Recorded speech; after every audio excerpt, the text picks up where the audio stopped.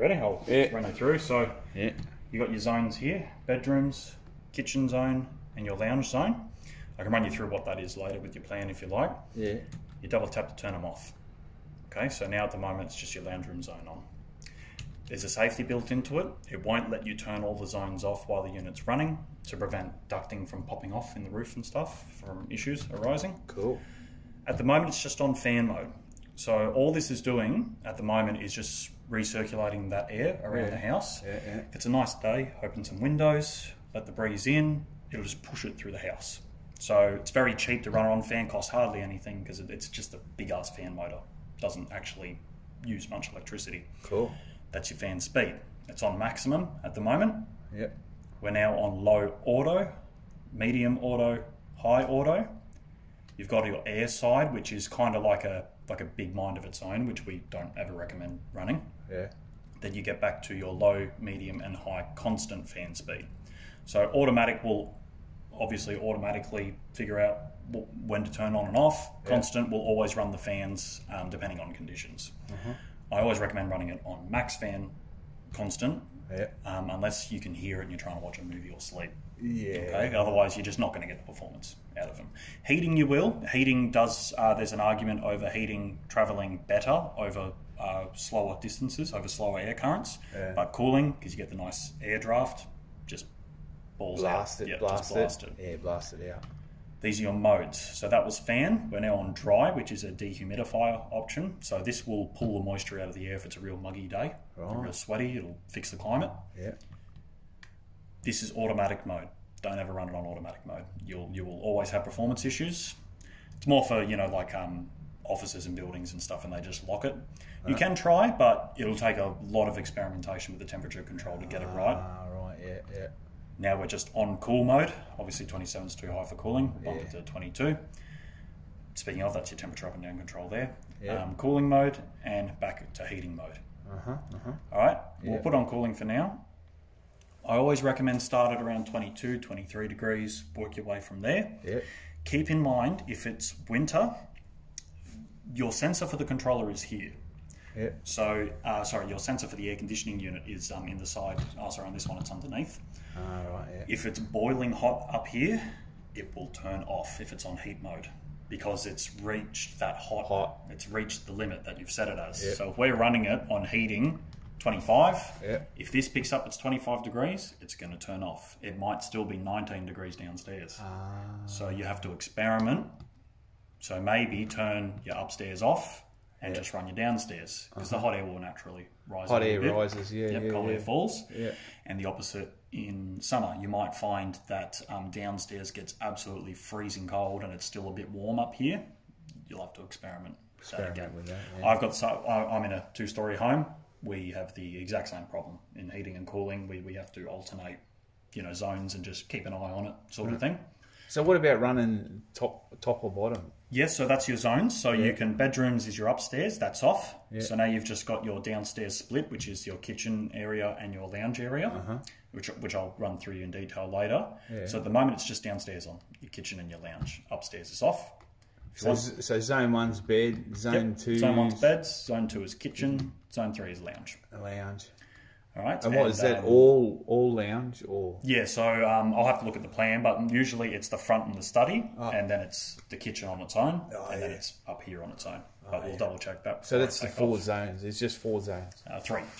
Only three. Yeah. So lounge plus study, kitchen, and bedrooms. So yeah, at the moment only your kitchen and lounge are on, hence the green light. Your bedroom zone is off. So no airflow coming from there, airflow on those. Now they're all running again, okay? Keep in mind, even though you've put the fan, if we go back to cooling, all right, even though you've got the fan on constant mode, it may still switch off. And what happens is you set the temperature, that's when the unit will stop cooling. Once this picks up, it's hit 22 degrees, it'll either stop cooling or it'll just trickle in the cool air to maintain that temperature. So it's completely normal for the outdoor unit to be switched off or running very low while the unit's running. The outdoor unit has a big mind of its own. It'll ramp up, it'll ramp down, it'll idle, it'll stop. Whatever it needs to do, it'll do. Wow, okay. So if you're finding We always recommend, particularly in summer mode, don't wait until it's boiling hot. Don't wait till it's 40 degrees in the house. Turn it on first thing in the morning, or when you get home from the night shift or whatever. It will save you money in the long run. Oh, okay. Because they run on, it's called inverter technology, the compressors. So they will only run as they need to. And it's easier for it to just idle through the day, cruise at 22 degrees all day, than it is for it to go, oh shit, it's 40 degrees, I've got to pull it all the way down to 20. Your energy bill will go through the roof if you do it that way. So, and if you're worried about spending too much money, just instead of turning it off, just put the degrees up. So now the unit will stop when it reaches 24 degrees instead of 22. Okay. It's cheaper to use the temperature as your on-off rather than the actual on-off button. Have you, if that makes sense, Have you guys worked out how much it costs an hour to run a unit like that? I'm sure we've got it somewhere written down. I can maybe get Pete to shoot you a message or something. But we have found out that more often than not, running it cooling all day with good temperature control is cheaper in the long run. I'm not sure if you've got solar or anything as well. No. So, but they are a pretty efficient system. These ones, particularly because you'll be on 3-phase power here too, so it's less draw. See, that's on that as well. So that was the air conditioning originally was the 6.6, but we got the upgraded package to the 25 kilowatt. That's 25 kilowatt, is it? Yeah, that'll be the 25. Judging by the shape of the outdoor unit, that should be the 25 kilowatt. It's a monster. Oh yeah, because they come here with this big ass unit, this huge unit, and then they carried it around the side, and there's this little tiny piece of concrete. Yeah, and I saw the note. I saw the note on that. Yeah, they didn't have the concrete extended for it because the new series 20 kilowatts, they managed to slim them down. I don't know how they managed to do it. They still weigh the same, but they managed to slim them down. But the premium ones and the 25s, they still need the big box design. Is that a Daikin unit? Yep. Yeah. Oh yeah. We only put in Daikins. Daikins, the only ones we trust. Anything else? So the only other thing you need to worry about, this is your timer here. Yeah. There's a guy on YouTube that explains how to run this a bit better than I ever can. Yeah. Because you need to know what you're doing though, because if you get into the 7-day timer and you don't know what you're doing, you'll just end up bricking the system, and it'll turn on at random times, it'll turn off. Like if you're going, oh shit, what am I doing? You will. Wow. I go to so many people's homes. Yeah.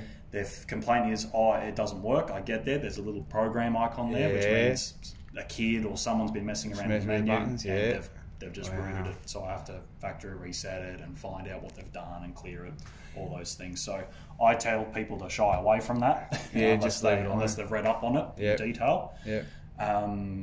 There's an online manual as well that you can find as well that will also have it. Yeah. If you just search Daikin control manual, they've got this one and a small square one. So obviously it's this one, as well as a big touchscreen one. So don't worry about that one. Yeah. And what about what's just the easiest way just to turn it on? Like just that button. Just that button there. And what about turning it on and turning it off and turning it on? Is there any sort of key things you don't do? Well, that's pretty much it. Just if I go to turn this on now, the indoor fan will start. That outdoor fan's going to be off for 15 minutes because it's got like a safety to not turn on off sort of thing. Yeah, right. Okay. But there's no like I said, on the hot days particularly, just leave it on. Yeah. It's going to be better for you. Heating's not so bad because it's always cold. It's always a pretty constant temperature, cold in winter. But as you know, summer can fluctuate quite a lot during the day versus the night. Oh, right. Awesome. So I'm just trying to think if there's anything else I had to run with that. Your return air filter. Yeah. So this here, you guys do have to clean this every now and then. Yep. So there's a bolt in it that just unscrews. Oh, yeah. And just watch out. Just drop it, drops down. Yeah, sinks down. Drag the mat out. Yeah. Just hose it. Hose it top out. to bottom, you'll see if there's any muck on it, you'll see it kind of scrapes off with the water. Yeah. Don't hit it with a vacuum cleaner or compressed air or anything. You'll end up shredding the material apart. Just let it dry for 5-10 minutes in the sun. Doesn't have to be completely dry, just so you don't get water on your carpet. Dripping, because the units in cooling mode, they've got condensation all over them anyway, so it'll never harm the unit if it sucks a bit of water out from it. Yeah. You've got to be doing that. The good book says every 4 to 6 weeks. I do mine every 3 months. Yeah. As long as you keep a reasonably clean house, it's never going to be too much of an issue. Because if you got a filthy house, you're sucking shit up in there. Exactly so right. But I mean, I've gone to people's homes, man, like 8 years and never cleaned it. like you can pick it off with your fingers, the crack that's on it. So as long as you're not leaving it that long, you'll be sweet. Yeah, exactly. Yeah. That's pretty much it for the controls. That's all done. Awesome. Did they put a service date on there for you? No. So I'll grab you a service date sticker when I'm done as well. Yeah. Just to remind you of the service dates. Yeah.